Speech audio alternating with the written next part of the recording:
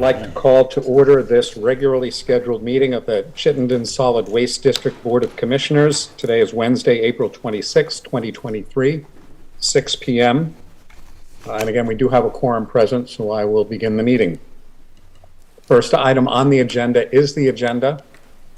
Are there any requests to make any changes or additions to the agenda?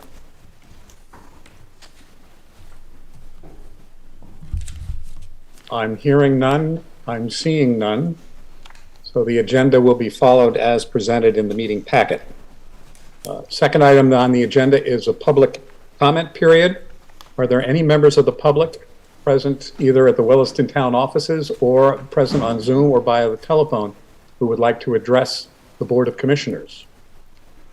There's no one from the public here, Paul. Thank you. I'm seeing no one on Zoom, and we have nobody on the phone, as I can tell.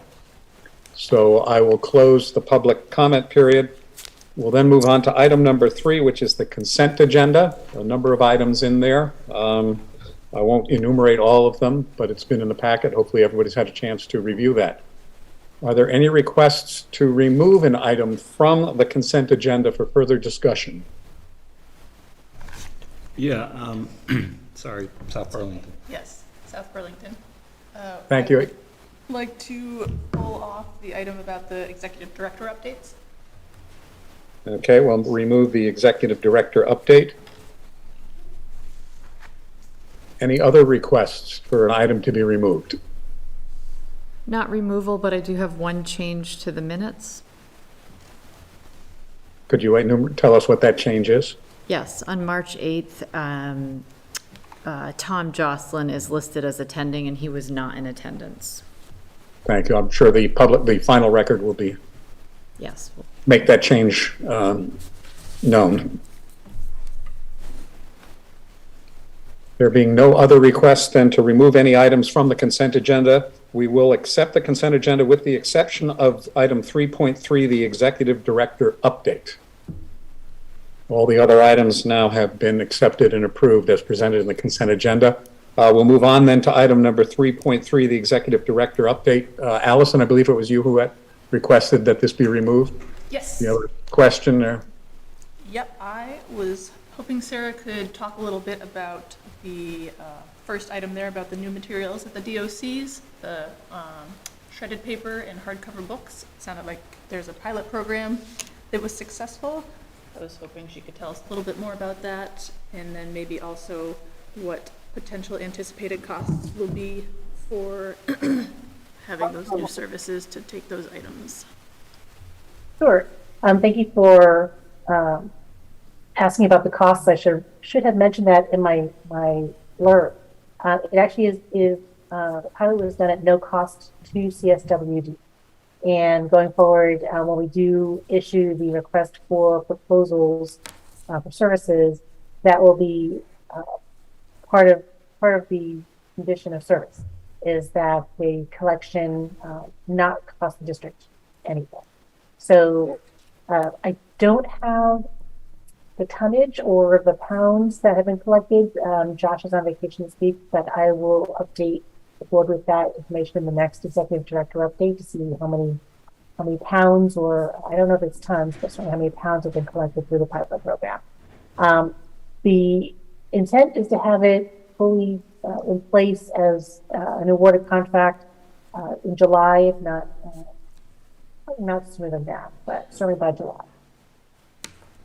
And just to clarify, did you say that, so there's going to be you'll go out to bid, but it shouldn't cost anything? So it's more of a formality and whoever's going to provide the service? Correct. There's value in that material to someone who can collect it and then bail it in a manner that is not as messy as it is for us to do. So eventually, I think the goal really is the longer term goal here or now is that currently we accept bags of shred paper in recycling carts, and once it gets to the MRF, when the bags are intact and kind of survive the trip, the employees are able to pull the bags off the line and then segregate those for baling. But with regularity, quite a bit of frequency in the transport to the MRF and then in the process at the MRF, the bags end up opening. So that's where they tend to contaminate the container lines, and it makes a mess. And it's a waste of that good material. So the goal really would be to say, okay, if this pilot program continues to be a success, and then as a regularly instituted program, can we then say no more shredded paper in the blue bins or blue carts? It's all drop off, and that way you can keep as much shredded paper out of the MRF as possible, keeping all of the streams even cleaner and just helping kind of keep the dust down as well in the MRF, because shredded paper, the fibers tend to contribute to the dust situation at the material recycling facility. One more question. Have you thought about whether there would be a charge to people that weren't also bringing trash? Like, I know with the, am I correct that for compost and recycling, if you're not bringing trash, there's a small fee? Do you know if that would be similar, or is that to be determined? That's a good question. We haven't discussed that yet. Again, this is just a pilot program to see if people would even participate, and we were thrilled that they did, to the extent that they did. So we know that our customers are happy to have that drop off situation, and are, have no issue keeping it segregated. As far as there being any additional fees, if that's all you're bringing, we haven't had that conversation yet. So it's a good question. I'll bring it up with our operations team, but right now I don't think a fee is in the mix, but certainly it could be. I would tend to say no, only because if we're not being charged anything, it doesn't seem that we would only be trying to recover kind of any internal costs that may be associated with managing that material, but it won't be our containers. We're not paying anything to have it removed. Certainly we'll keep an eye on it. We'll discuss it, but right now there's not a sense that we want to charge a fee for that material. Thank you. Ken, your hand is up. You're muted. Not sure whether this is the right order or when. Sometimes on the packets I get confused if it's a consent agenda from something from last time or this time, but I wanted to ask a question about the expansion of the bottle bill. So is there a time that would be okay to bring up that topic? That'll be other business. Other business? I don't think we have that on the agenda this time. That'd be great. I just have to remember that for other business. Okay. I'll make it. Any other questions or discussion on the executive director update? Yeah, Paul, I have a question. Yeah. On the second bullet item on the septic mound stand, can you provide a little bit more detail on any timing, or if that will also be pursued as a pilot initially? Just curious there. Yeah, this is a very, very recent development, as in about a week to 10 days ago. So this is a brand new possibility for use of our PGA. And as I mentioned, the initial meeting between the folks at ANR and us and UVM was really extremely positive, that this has some really good potential to be utilized sooner rather than later.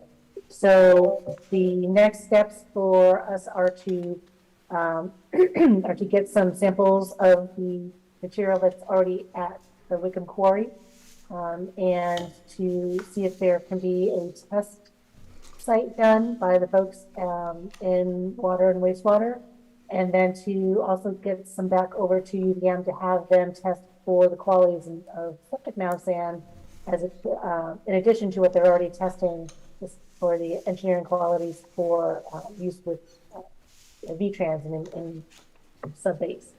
So this is happening now, and the wastewater folks would love to have access to the material as soon as they can. There's some ARPA funds that need to be used in the next couple of years. So if this could become part of projects that need to be used through that funding mechanism, then that will help to keep the costs of that program down and to be able to provide services and subject matter services to even more people than they would necessarily be able to provide services to, just because the cost of transportation is wrapped up into the cost of the projects that are being charged back to ARPA. So from our perspective, there's a good amount that is available for use at Whitcomb's. So it really is UVM and our wastewater doing some initial tests, and they're going to be doing those over the next few months. So the hope is that they'll be able to start utilizing this material as soon as really our wastewater is satisfied that it's a suitable replacement. Does it have similar standards or specs that it has to be tested the way a PGA for road base would need to be tested? It's actually, it's interesting. When I was talking about the shredded paper before, our goal is to keep shredded paper out of the PGA, out of the glass, the PGA. And the wastewater folks said for their purposes, for septic mounds, the paper is not a factor. It actually initially helps. It provides some manner of organic material for the septic bugs to kind of get going. So for them, that is not an issue.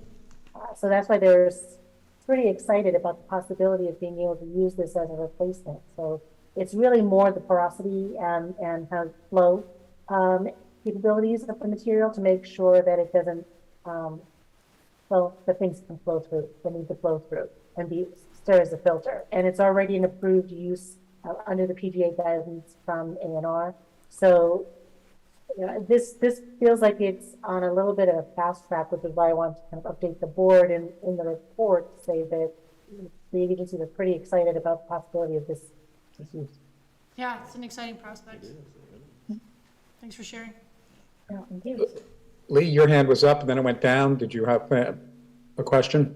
Yeah, but I think Sarah pretty much answered it. I was just clarifying that it is mound sand and not the aggregate used within the mound. That's pretty interesting. And I imagine it will cut the cost of constructing mound systems considerably. Yes, exactly. That's why folks are very encouraged, because right now the mountain sand is being brought in from hundreds and hundreds of miles away. So there's a large need in both Chittenden and Addison counties at the moment. So anything that can cut the transportation cost is critical. Yeah, just the cost of the material. I mean, it's $35, $40 a yard just for the sand, not to count the trucking. It's Exactly. exciting. Yeah. Any other questions on Sarah's executive director update? Since this really was just a memorandum of information, there's no action required by the board to accept this, so we'll just accept the report as presented and further clarified in this discussion. And then we'll now move on. Everybody is agreeable. We'll move on to item number 4 on the agenda, the Community Cleanup Fund update, which starts or appears on page 76 of your meeting packet. And I'll turn it over to either Nola or Sarah to walk us through that. That's 76 or Oh, maybe 20, well, 26. Yeah. it's in Oh, the, it's actually in both. Okay. That's right. Yes, there was an update as part of the general finance director's report, and then there is the memo, which, yes, is on page 76. And it is basically another reminder that the fund is here, that it exists, and that we want it to be utilized. And so some of the some examples were provided in the memo, and also the totals. So I actually should provide the current annual allocation on page 77 of the PDF packet, and then on page 26, further up, as part of the report, it should list, I believe, the available kind of what's left right now if you've already utilized some of your funds. Yes, so on page 26 is the current year allocation, and page 77 is the allocation as of July 1. And as a reminder, the funds will no longer carry over, but they will be fully funded again as of July 1st.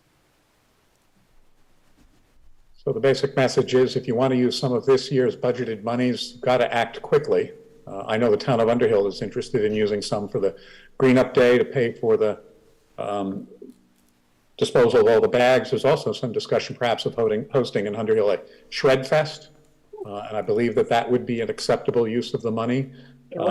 That's under discussion in the town, but throw that out to other commissioners. It might be a popular way to use some of the money. I would think many residents would appreciate the ability to get rid of some sensitive documents and not have to go out and buy their own shredding machine.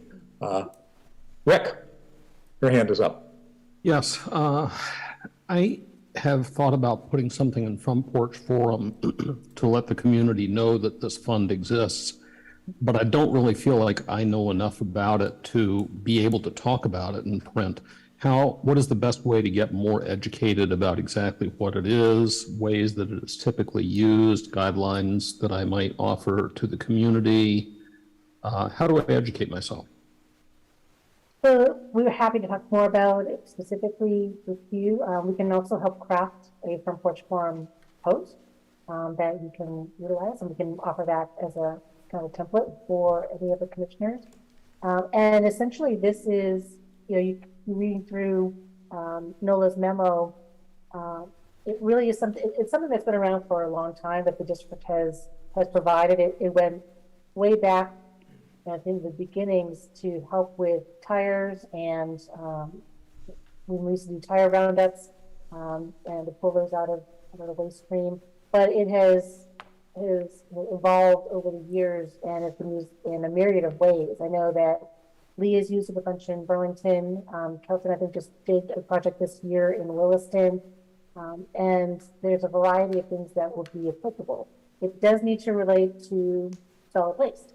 That's kind of the only caveat. But as we all know, solid waste can be a lot of different things. I think in the past, some folks have used it for composting workshop material. There's been a lot of, I would throw it out to the rest of the commissioners, what have you done in the past? I know, Bryn, I think you've used some of the money in the past to use for locally in Winooski. Yep.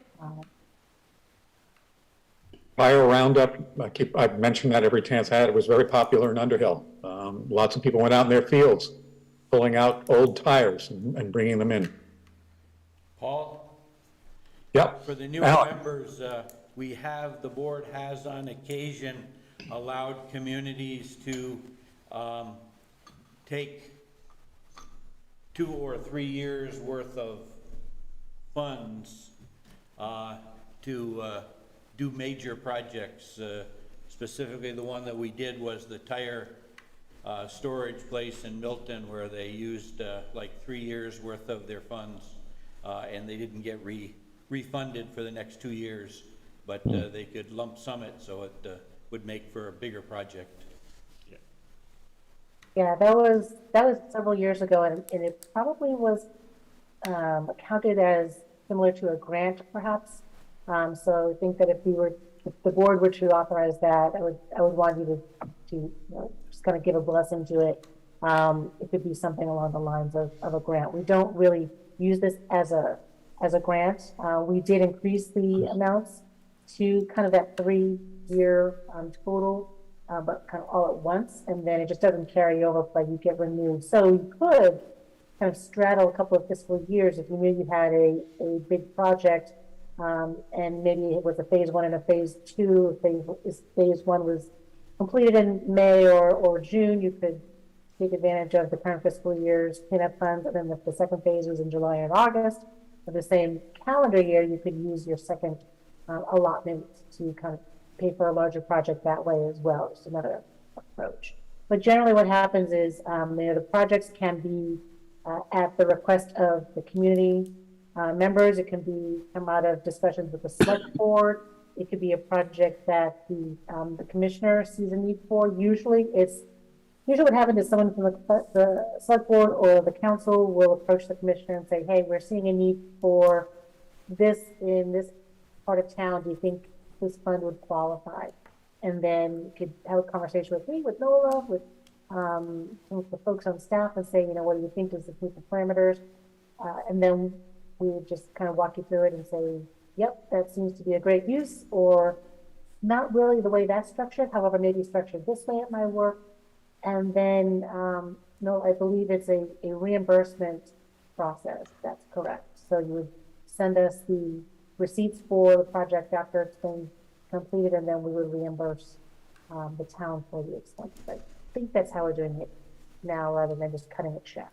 No, if you could, yeah, available to the fund. Yes, that's accurate, Sarah. Okay. So it is a reimbursement. So the town would need to lay out the funds for the project first, and then submit the invoice with the completion, details of the completed project. And they'll be reimbursed. Oh, Margie, your hand is up. Yeah, so I'm kind of new at this, and there's not much time left before June 16th. And if it's a reimbursement process, does the project have to be completed by the end of the fiscal year, or do we just have to ask for the money by June 16th? That's a good question. Nola, do you recall if those parameters are in the policy? Yes, so I believe that the guidelines state that you need to provide a receipt of payment, so that way it becomes reimbursable. And again, like Sarah said, if it's a larger project, then maybe you have some receipts available in this fiscal year and some in next fiscal year. Since you have the full value each fiscal year, you won't be shorting yourself in a single fiscal year necessarily. Okay, but we have to have the receipt in the fiscal year for which we're seeking the money. Okay. Yeah. And our fiscal year ends June 3rd. Right, but we need to submit our request by June 16th. Do I have that right? That is preferable so that the checks can be reimbursed back by June 3rd. It takes we have like a 2-week. Right. So we need the receipt by June 16th. Am I understanding? Okay, got it. Thank you. Ken, you've got a question? I would love to hear from people uses that they've done rather than, the opposite. I'd love if commissioners who've used this fund would maybe respond to an email from the admins to give us examples. It could be shared around and give us examples, and if there were any glitches, for example, with Paul's tire roundup, were there any farmers who brought hundreds of tires or wanted to bring hundreds of tires, that kind of thing. I'd love to hear and learn from your experience. I can share just very briefly that I believe that there was a limit on the number of tires that could be brought in because we didn't want somebody bringing in hundreds of tires. The biggest challenge was knowing if somebody was a resident of the town of Underhill. And it worked for us because the town administrator knows everybody. For larger towns, you might want to go to the bother of saying, could you provide some proof of residency so that people from out of town or out of the district weren't bringing their materials. The only other problem was that we ordered one roll-off container, and by the end of the day had to order 2 more. It was a good problem to have. Margie. So another question is, hopefully it's not too dumb. How much do these things cost? I mean, how much was your tire roundup? I don't know the numbers, but it was within the amount that was allocated for the town. Okay. It would be in the records from a couple of years ago, but I couldn't tell you off the top of my head. The Shred Fest thing, I think they're talking about $200 an hour to have a truck come out and do the shredding. That's very helpful. Thanks. Kelton. Yeah, the town of Wilson just used our funds to, they had taken possession of a home that was in need of removal, so they used it for covering part of that removal cost.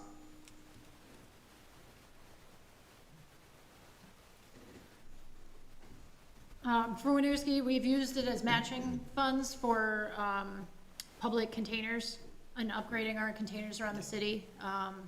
We do have matching containers currently, but they're not ideal for keeping out rain, water, and they don't have like the current logos, et cetera. So we've used it for matching funds the last couple years. I'd say one of the challenges is coordinating with the city and making sure that we get an invoice and just submitting the requests, because still kind of navigating something from last year, honestly, for that, which is, it just is kind of one of the nuances of coordinating with multiple groups. We also actually in Winooski have a building that we'll need to demolish, and I would love if there was a grant for that, because it's certainly going to be more than what our cleanup funds can cover, but maybe that's a topic for another day. Probably a way that we can work with you on that. A good discussion to have and get some ideas flowing. I think we're now ready, unless there are any other questions or comments on the community cleanup funds. We're ready to move on to then item number 5, decommissioning of the existing MRF. This is discussion only. It's kind of a good thing to do. We're ahead of the curve here, but it's time to do a little brainstorming, I think, but I'll turn it over to Sarah. Hope I haven't stolen your thunder. No, not at all. So this was a suggestion from Rick a few months ago to kind of start to kick off the conversation sooner rather than later about what might we want to do with the current materials recycling facility once it becomes the former materials recycling facility. And there's a lot of possibilities. And what I would like to do is to generate some conversation, generate some ideas, take those ideas back to my team, and then we can start to kind of sift through and bring back logistics information, cost information, prioritization perhaps, kind of help the board to prioritize. If we're talking about specific materials, get an idea for, well, how much of the waste stream does material X represent versus material Y, material Z? What does the physical building itself need?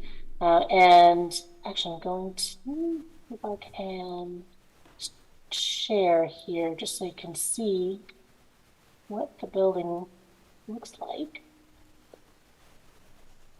So again, this is the current MRF, right? So you come in here, this is the Casella's transfer station right next door. Baker Commodities is over on this direction, so people currently drive in, and they come in here over the scale, and then they will drive down this way, and here is under this area is our tipping floor, and then the sorting happens here, back and forth, and then this is bale storage. So you can see there's a loading dock here. This is a truck getting ready to have bales loaded onto it. This is also some outdoor bale storage, glass is under here, PGA, and this area over here is the current office space. So there's not and again, this building here, a little bit, I think it's exclusive of this, is about 32,000 square feet of space. I'll stop my share here. And it does need work. So it needs some pretty significant rehabbing to bring certain areas up to snuff. It really could use a brand new roof if we're being totally upfront here. Definitely needs a new bathroom area and employee bathroom area. So it would not be, without some additional investment, but we would want to bring those numbers back to a more concrete fashion. So really what I'm looking for is what might you want us to start thinking about and bring additional information back. And we've got about hopefully 2-ish years before the new MRF is built, and then it will take probably another 6 to 8 months, maybe another year, to whatever's going to be in there to get going. So we're looking at about 2 to 3 years. So ready to open up the conversation, Sarah? I see Ken's hand is up, and then we'll go to Rick. This is so exciting. I was sorry to talk so much tonight. I'm going to stop after this. I was just talking to TerraCycle today, the people at TerraCycle, about their cigarette butt recycling program. So they're using every part of the cigarette butts. Obviously, it's a weird thing to collect, but it's the largest item of litter in the country and the world, I guess. And they're using the tobacco and the paper for composting, and they're turning the plastic filters with this special acetate plastic into a powder, which is becoming plastic materials. And that might be a little too weird or specific for us, but is there some specialty recycling project that would be regionally important that we could just be out at the forefront? I mean, that would be so cool if we could invest in something that could actually recycle something that's hard to recycle, and be the only person in our entire region to do it, and maybe make some money from it at the same time. I'm just going to be taking notes and only commenting if clarification is needed. Rick. Plastic film. There's not many ways to get rid of that at this point, and I think that taking it to grocery stores is a solution that really doesn't scale.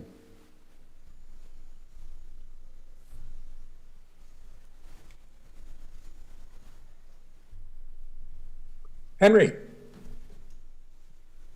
Yeah, something that's been mentioned was the furniture deconstruction there, because you mentioned how maybe the private sector can take it, but until somebody researches and establishes the metrics of it, how much can actually be recycled if you tear apart furniture.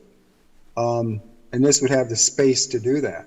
Just drop it all off there, and of course you need to physically tear them apart. But just basically a pilot program to measure the amount of effort to tear furniture apart, and after that effort, how much of it's actually recyclable. And then go from there. So that'd be a temporary possibly. I think we'll go to Alan, and then Margie after Alan. The possibility of consolidating our hazardous waste program, we're leasing space, I believe, still for the paint program, and would be able to consolidate everything in one location with that building.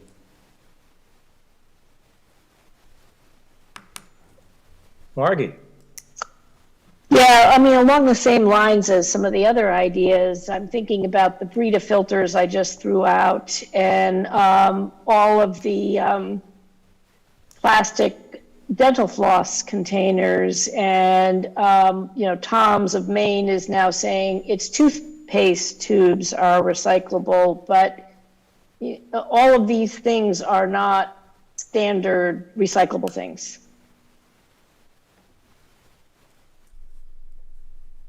Thanks. Ken, you're up again. You said you weren't going to be talking. I lied about that.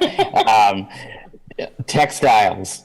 Is that what I'm talking about? Materials. I couldn't believe the volume that we collected over on Earth Day. It was an enormous pile when we did a litter collection down on the waterfront. So I don't know. It could go straight from Goodwill, and all the people who can't get their stuff to Goodwill or it's too gross, it could go right to a recycling plant, if there was one. I'll toss one out then. Styrofoam. It's big and bulky, but incredibly light. Boy, I hate throwing away that styrofoam. I don't know if it's possible, but that would be wonderful to get that out of the waste stream. One other, since I have, Kelton, your hand is up. Yeah, maybe like a regional cross-docking facility for working with different partners. So, TerraCycle was mentioned, but clothing recycling. So just somewhere where we can, have a bunch of balers to bale this material and then they can pick it up. Because, if you think there's so many different TerraCycle programs around, you go to REI, they have their TerraCycle program. And instead of them having to send a truck for one box or shipping these boxes, you can collect it all in one and ship it to them or partner with someone like that to do this specialty recycling. Would be nice to see. Thanks, Kelton. To me, that raises the question, and Henry kind of touched on it too. It would remain to be seen whether we would provide these services or try to encourage the private sector to do these things. So the question of, can we be a business incubator sort of space? I don't know if the space can be adapted. It's a, 2 or 3 story tall building. I don't know if it's easy to compartmentalize that to smaller areas where smaller businesses might want to try something out on space that they could lease from us. Rick? Following up on that idea, Paul, you could call it an unmaker space.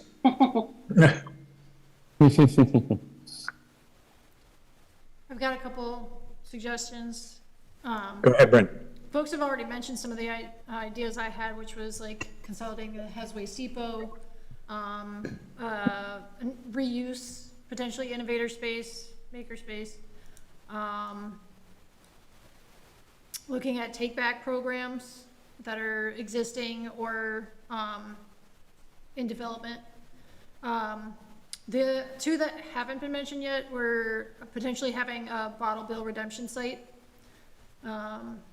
And with materials coming, potentially pending legislation coming out of the recycling stream and going through the redemption stream, it could be an option for CSWD to have their own redemption center and collect a handling fee for that.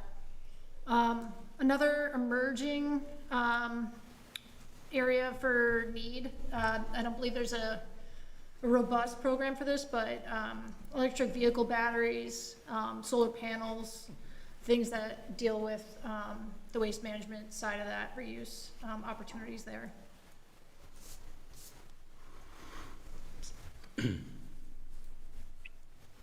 Mike, your hand's up. You're muted. I know. Why not? Always.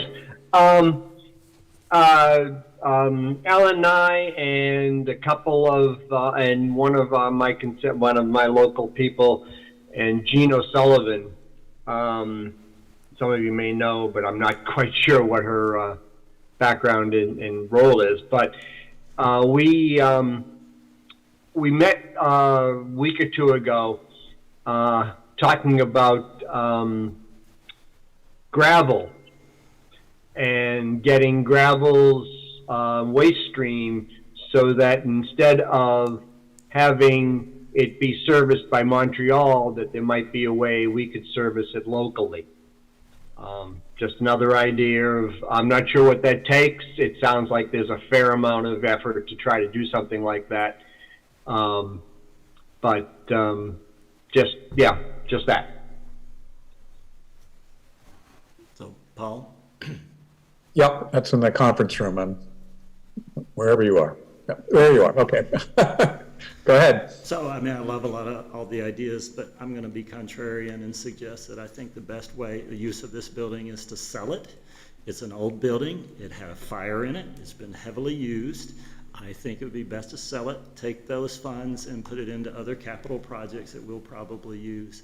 I think, getting it into a space that could be reused would require significant investment. So, but should a super really great idea come up, I'm all for it. But I really think, at least on the table, should be serious consideration of selling it.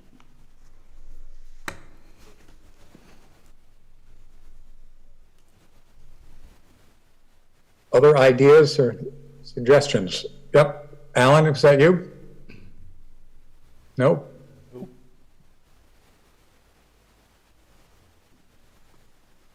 Well, you got a lot of ideas already, Sarah, to research. Yes, so I will put together this list of ideas and bring it back to my team, and we'll generate probably a few more. One of the things I didn't hear tonight was, consolidation location for mixed rigid plastics. So the big bulky plastics like turtle sandboxes and little type houses, things like that, that do have some value that we don't want in the MRF. So really anything that we don't want to go through the materials recycling facility, but might have some value. So I will add that one to the list too.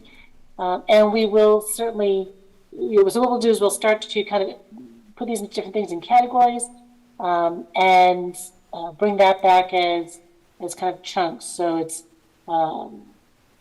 yeah, I will put that together. Rick? Something I'm like, when you bring that all back, something that I think about is the fact that right now it's single stream recycling.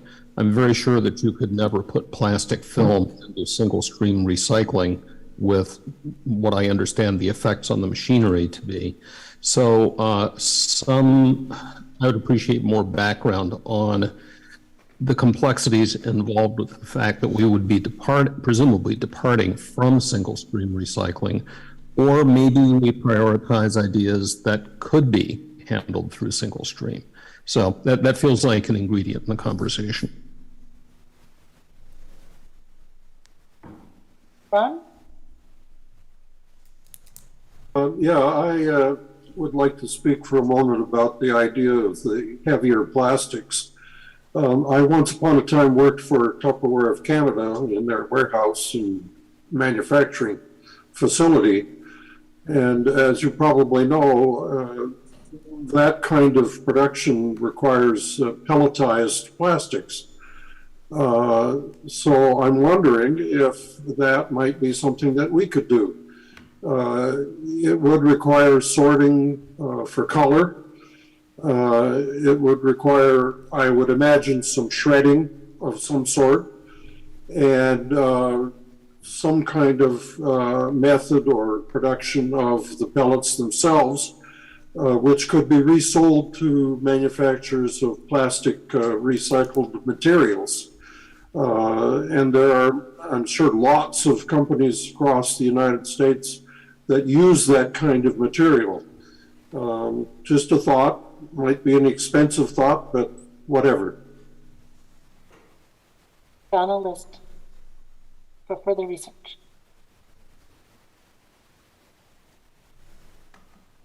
Other suggestions or comments? And one thought I had to jump off Paul's comment about potential sale. I would want to have a sense for, the market rate for the property, as well as what it might look like to have something that's a value-driven sale. So, like, value's not in price, but like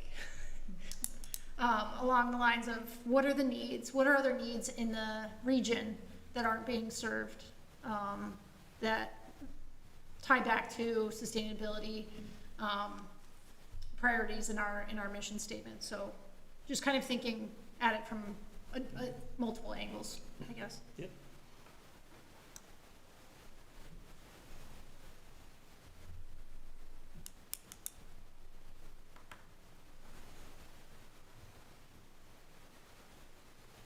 There'll be plenty of time for further additional ideas. So I'm always concerned, I don't want to cut off conversation too much, but also keep the pace of the meeting going. One last round of any final comments or observations. Again, there'll be chances to speak up with ideas, or if something pops up offline, certainly send a note to Sarah. So I think with that, we can conclude this portion of the meeting and discussion, and we're ready to move on then to the next item on the agenda, item 6, which is an executive session for the purpose of discussing the Flynn Avenue property and the Redmond Road properties. Do we have a motion that can be read into the record to enter executive session. Sure. I move that the Board of Commissioners of the Chittenden Solid Waste District go into executive session to discuss contract negotiations with the City of Burlington and real estate negotiations with the Town of Williston, where premature general public knowledge would clearly place the district, its member municipalities, and other public bodies or persons involved at a substantial disadvantage, and to permit authorized staff, other invited interested parties, and the solid waste district attorney to be present for this session. So moved. Seconded, Williston. Thank you. It's been moved and seconded to enter into executive session. All those in favor, please say aye. Aye. Aye. Any opposed, say nay. Any abstentions? We will now move over into executive session using the link that Sarah had sent out, I believe, this afternoon.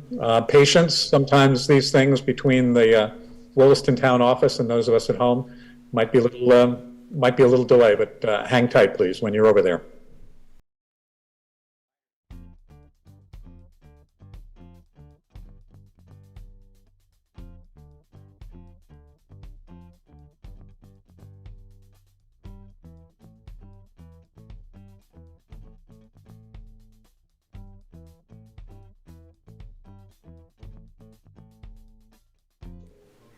I understood your question.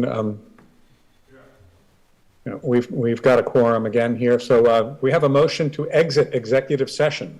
So moved, Essex. Second, South Burlington.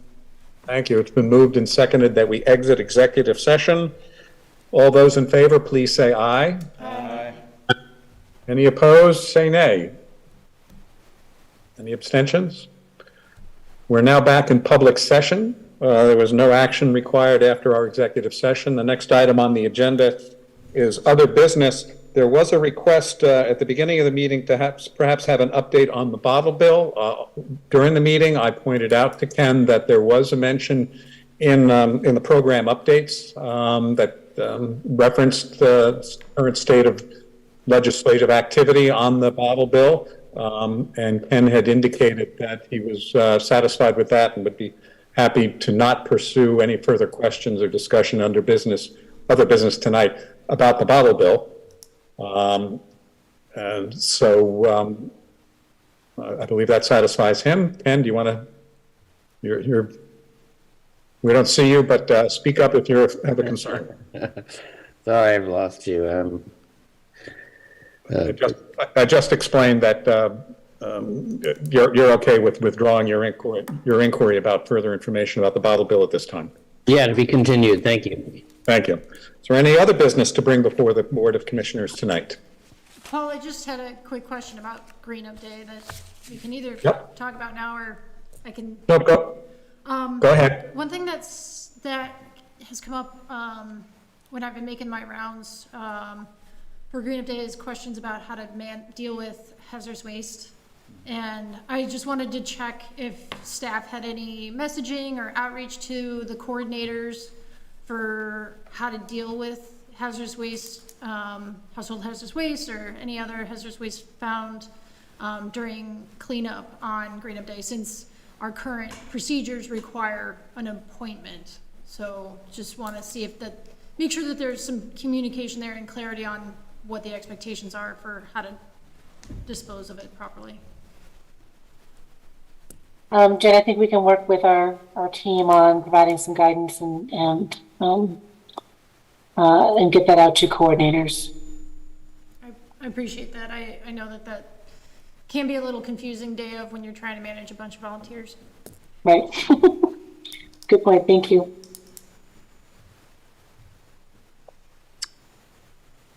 If there's nothing else to bring up under other business, we'll entertain a motion to adjourn. So move, South Burlington. Second, Essex. Thank you. It's been moved and seconded that we adjourn. All those in favor, please say aye. Aye. Aye. Trust there are no opposed, but if you are, say nay. We are adjourned.